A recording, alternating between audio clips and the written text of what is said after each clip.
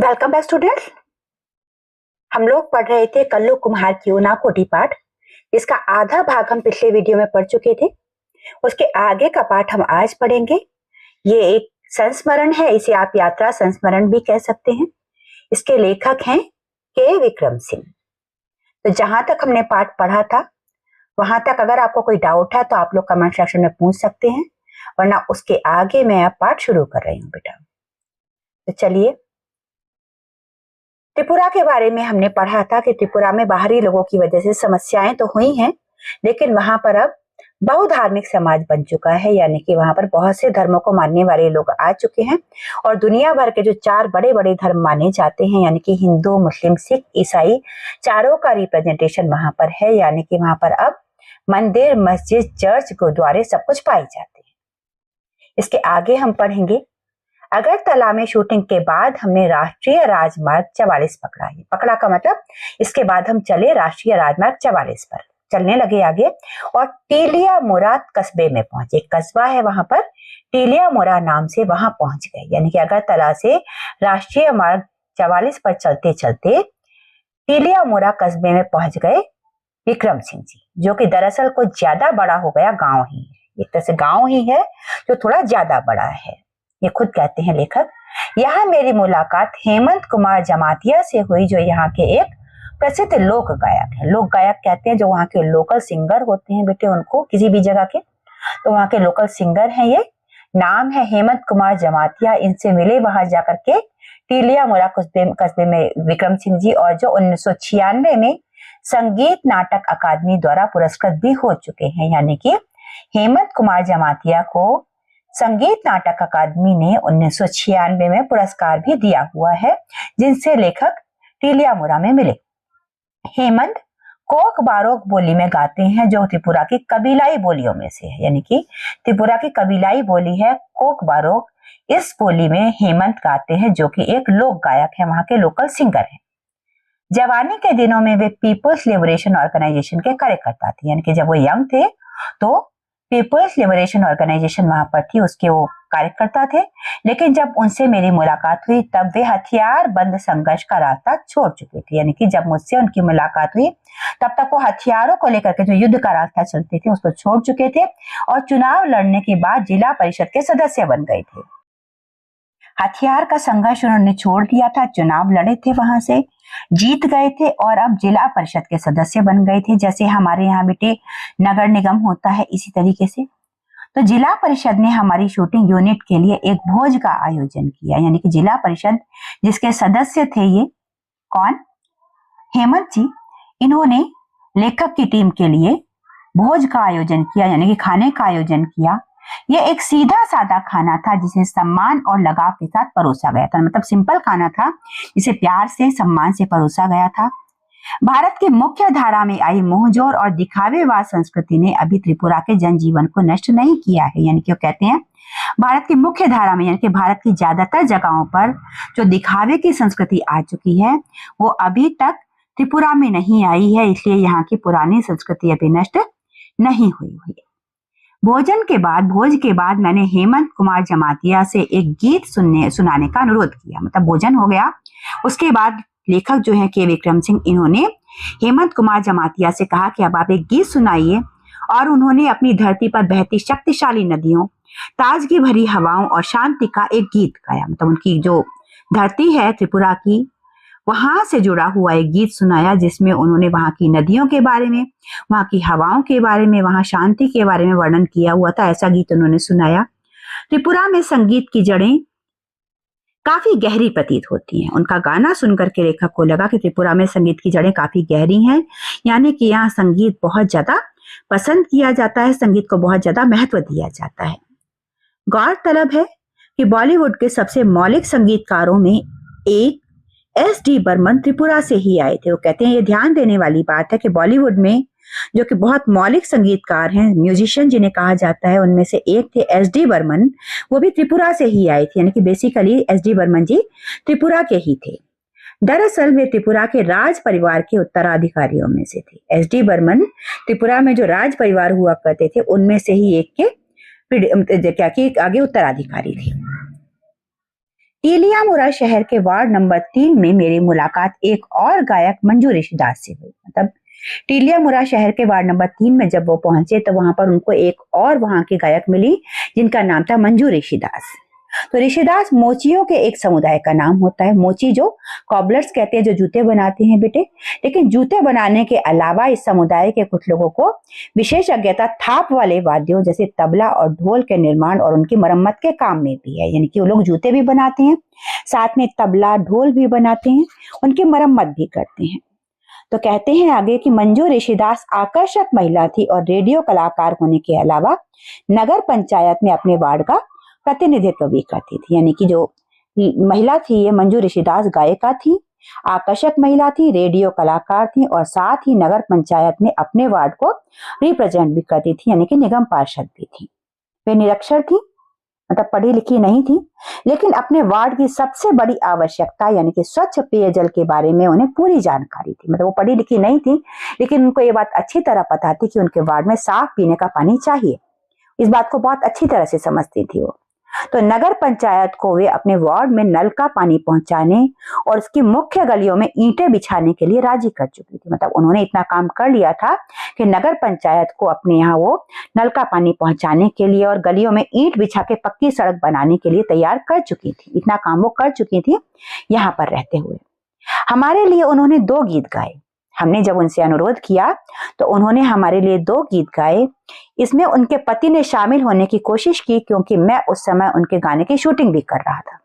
क्योंकि लेखक उनके गाने की शूटिंग कर रहे थे, इसलिए जब लेखिका गीत गा रही थी तो उनके पति भी उनके गीत में शामिल हुए। गाने के बाद वे तुरंत एक गृहिणी की भूमिका में भी आ गई और बगैर किसी हिचक के हमारे लिए चाय बना कर ले आई। देखिए यहाँ पर जो लेखिका है मंजू ऋषिदास, जो गायिका थी, उनके बारे में लेखक लिख रहे हैं कि उन्होंने हमारे लिए 2 गाने गाए और गाने खत्म होते ही, शूटिंग खत्म होते ही वो तुरंत गृहिणी की भूमिका में आ गई। यानी कि एक आम महिला की तरह बिल्कुल जाकर बिना किसी हिचक के हमारे लिए खुद चाय बना करके ले आई। मैं इस बात को लेकर आश्वस्त हूँ, मतलब पूरा यकीन है मुझे कि किसी उत्तर भारतीय गांव में ऐसा होना संभव नहीं है, क्योंकि स्वच्छता के नाम पर एक नए किस्म को अछूत प्रथा यहाँ अब भी चलन में है। वो कहते हैं कि किसी भी उत्तर भारतीय गांव में ऐसा संभव नहीं होगा, क्योंकि यहाँ पर स्वच्छता के नाम पर एक नए किस्म की अछूत प्रथा यहाँ पर अब भी चलन में है। यानी कि लोग हर किसी को अपने घर में नहीं बिठाते हैं, हर किसी के लिए चाय बनाकर अपने बर्तनों में नहीं पिलाते हैं। ये बात थी सन 1999 की बेटा, जब इन्होंने ये पाठ लिखा था। तो त्रिपुरा के हिंसाग्रस्त मुख्य भाग में प्रवेश करने से पहले अंतिम पड़ाव टीलियामुरा ही है। यानी कि त्रिपुरा का हिंसाग्रस्त, जहां पर हिंसा ज्यादा होती रहती है, वो मुख्य भाग, उसमें घुसने से पहले जो अंतिम पड़ाव पड़ता है वो टीलियामुरा ही है त्रिपुरा का। त्रिपुरा में टीलियामुरा से आगे जाओ तो वहां पर हिंसाग्रस्त क्षेत्र मिलता है, जहां पर अक्सर हिंसा होती रहती है, वायलेंस होती रहती है, छोटे मोटे दंगे होते रहते हैं। तो राष्ट्रीय राजमार्ग 44 पर अगले 83 किलोमीटर यानी मनु तक की यात्रा के दौरान ट्रैफिक सीआरपीएफ की सुरक्षा में काफिलों की शक्ल में चलता है। इसके आगे टीलियामुरा से अगर आगे किसी को जाना होता है राष्ट्रीय राजमार्ग 44 पर, तो आगे 83 किलोमीटर की दूरी है मनु तक। मनु एक आखिरी छोर है त्रिपुरा का, वहां तक जो भी ट्रैफिक चलता है वो सीआरपीएफ की निगरानी में ही चलता है और काफिलों की शक्ल में चलता है। कोई अकेले नहीं जाता है, लोग काफिला बनाकर, झुंड बनाकर चलते हैं। तो मुख्य सचिव और आईजी सीआरपीएफ से मैंने निवेदन किया था कि वे हमें घेरेबंदी में चलने वाले काफिले के आगे आगे चलने थे। मतलब मैंने वहां पर जो चीफ सेक्रेटरी थे और जो आईजी थे और साथ में सीआरपीएफ के जो थे, उनसे मैंने रिक्वेस्ट किया था कि वो हमें घेरेबंदी में तो लेकर चले, लेकिन काफिले में हमें आगे आगे चलने दें, क्योंकि हमको शूटिंग करनी थी। तो थोड़ी नानुकुर के बाद वे इसके लिए तैयार हो गए। थोड़ी सी उन्होंने मना किया, आनाकानी की, लेकिन उसके बाद वो तैयार हो गए। लेकिन उनकी शर्त ये थी कि मुझे और मेरे कैमरामैन को सीआरपीएफ की हथियारबंद गाड़ी में चलना होगा। उन्होंने शर्त ये रखी कि हम हथियारबंद गाड़ी में चलेंगे, अपनी गाड़ी में नहीं जाएंगे, और ये काम हमें अपने जोखिम पर करना होगा। और इसके बाद भी अगर हमें कोई खतरा होता है, हमें कोई नुकसान पहुंचता है, तो हम सीआरपीएफ को दोष नहीं देंगे। काफिला दिन में 11 बजे के आसपास चलना शुरू हुआ। मतलब इससे आगे का जो रास्ता है वहां पर किसी भी गाड़ी पर अटैक हो जाया करते हैं। मैं अपनी शूटिंग के काम में ही इतना व्यस्त था कि उस समय तक डर के लिए कोई गुंजाइश ही नहीं थी। तो लेखक जो हैं वो कहते हैं के विक्रम सिंह कि मैं तो अपनी शूटिंग में इतना बिजी था कि मुझे डर लगा ही नहीं, मुझे याद ही नहीं रहा कि यहाँ पर कोई खतरनाक इलाका है। जब तक मुझे सुरक्षा प्रदान कर रहे सीआरपीएफ कर्मी ने साथ की निचली पहाड़ियों पर इरादतन रखे 2 पत्थरों की तरफ मेरा ध्यान आकृष्ट नहीं किया। मतलब निचली पहाड़ियां थी, वहां पर जानबूझ करके 2 पत्थर रखे गए थे, उनकी तरफ मेरा ध्यान खींचा सीआरपीएफ के कर्मी ने। 2 दिन पहले हमारा एक जवान यही विद्रोहियों द्वारा मार डाला गया था। वो बताता है, यहाँ पर सीआरपीएफ का जवान बताता है लेखक को कि इसी जगह पर 2 दिन पहले हमारे एक जवान को विद्रोहियों ने मार डाला था। उसने कहा, मेरी रीढ़ में एक झुरझुरी सी दौड़ गई। मतलब मुझे डर लगा, घबराहट हुई। मनो तक की अपनी शेष यात्रा में मैं ये ख्याल अपने दिल से निकाल नहीं पाया कि हमें घेरे हुए सुंदर और अन्यथा शांतिपूर्ण प्रतीत होने वाले जंगलों में किसी जगह बंदूकें, किसी विद्रोही भी छिपे हो सकते, बंदूक के लिए विद्रोही भी छिपे हो सकते। मतलब मुझे इस बात का यकीन नहीं हो पा रहा था कि इतनी शांत, इतनी सुंदर जगह पर भी कोई विद्रोही हो सकते हैं जो बंदूक लेकर करके हमें घेर सकते हैं, हमें मार सकते हैं।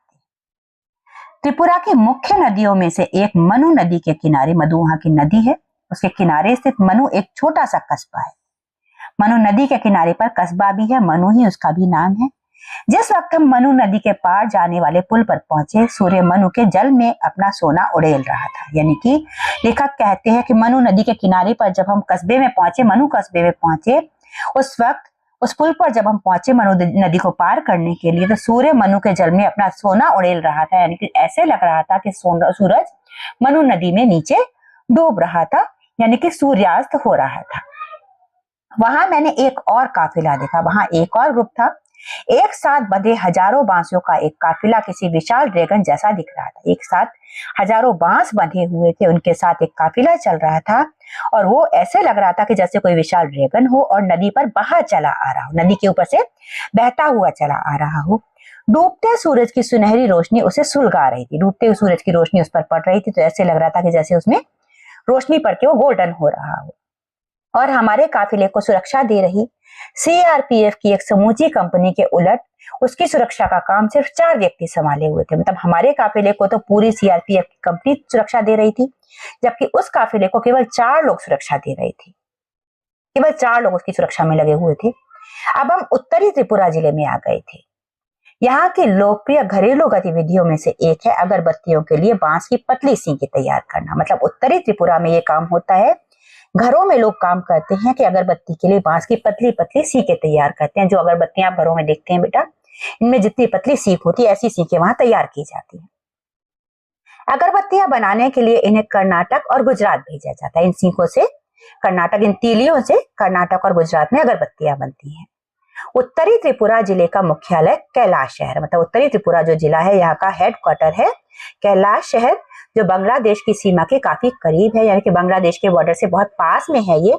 मैंने यहाँ के जिलाधिकारी से मुलाकात की, जो केरल से आए एक नौजवान निकले। मतलब यहाँ पर जो जिलाधिकारी थे, डिस्ट्रिक्ट ऑफिसर जो थे, वो केरल से आए हुए एक युवा थे। ये तेज तर्रार, मिलनसार और उत्साही व्यक्ति, मतलब तेज तर्रार व्यक्ति थे, तेज व्यक्ति थे, मिलनसार थे, सबके साथ मिलना जुलना उनको पसंद था, और उत्साही थे, काफी जोशीले व्यक्ति थे। चाय के दौरान उन्होंने मुझे बताया कि टीपीएस यानी कि टरू पोटैश सीड की खेती को त्रिपुरा में खासकर उत्तरी जिले में किस तरह सफलता मिली। उन्होंने बताया कि टरू पोटैटो सीड्स की यहाँ पर खेती की जा रही है और उसको यहाँ पर सफलता भी मिली है।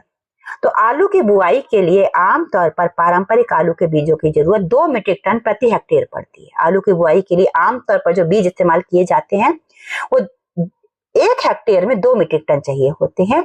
इसके बरक्स, इसके अपोजिट टीपीएस के सिर्फ 100 ग्राम मात्रा ही 1 हेक्टेयर की बुआई के लिए काफी होती है। ये कहते हैं कि जहां हमें 2 मीट्रिक टन बीज चाहिए होता था, वहां टीपीएस आलू का 100 ग्राम बीज ही काफी होता है। और त्रिपुरा से टीपीएस का निर्यात अब न सिर्फ असम, मिजोरम, नागालैंड और अरुणाचल प्रदेश को होता है, बल्कि बांग्लादेश, मलेशिया और वियतनाम को भी किया जा रहा है। यानी कि त्रिपुरा में टीपीएस सीड ये एक तरह से उन्नत किस्म के आलू के बीज हैं जो कि त्रिपुरा में विकसित किए गए थे और वहां पर बहुत अच्छी खेती दे रही थी, अच्छा आउटपुट दे रही थी। तो अब इनका निर्यात हो रहा है अपने देश में, असम, मिजोरम, नागालैंड में, अरुणाचल प्रदेश में और साथ में विदेशों में भी, बांग्लादेश, मलेशिया और वियतनाम में भी ये टीपीएस सीड्स भेजे जा रहे हैं। कलेक्टर ने अपने एक अधिकारी को हमें मुराई गांव ले जाने को कहा, जहां टीपीएस की खेती की जाती थी, क्योंकि लेखक जो थे ये वहां गए थे शूटिंग करने के लिए। इन्होंने ये बताना था कि वहां क्या क्या विकास के काम हो रहे हैं। तो ये विकास का काम वहां पर हुआ था कि टीपीएस सीड से वहां पर आलू की खेती हो रही थी। इसके बारे में वहां के जो जिला अधिकारी थे उन्होंने लेखक को बताया, साथ में अपने एक साथी को उन्होंने भेजा भी, उनके साथ एक अधिकारी को भेजा जो उनको दिखाए कि टीपीएस की खेती वहां पर कहां पर हो रही है और कैसे हो रही है। तो फिर जिला अधिकारी ने अचानक मुझसे पूछा, क्या आप उनाकोटी में शूटिंग करना पसंद करेंगे? मतलब वहां पर किसी ने मुझे उनाकोटी के लिए कहा कि क्या आप वहां पर शूटिंग करना चाहेंगे। इसके आगे का वीडियो बेटा हम तीसरे भाग में करेंगे, क्योंकि आपका क्लास से पहले ये वीडियो आपको देखना होता है। तो यहीं तक आप लोग देख लीजिए, और इसके आगे कोई आपको डाउट है यहाँ तक तो आप लोग कमेंट सेक्शन में पूछ लीजिए। Have a nice day ahead. जय हिंद, जय भारत।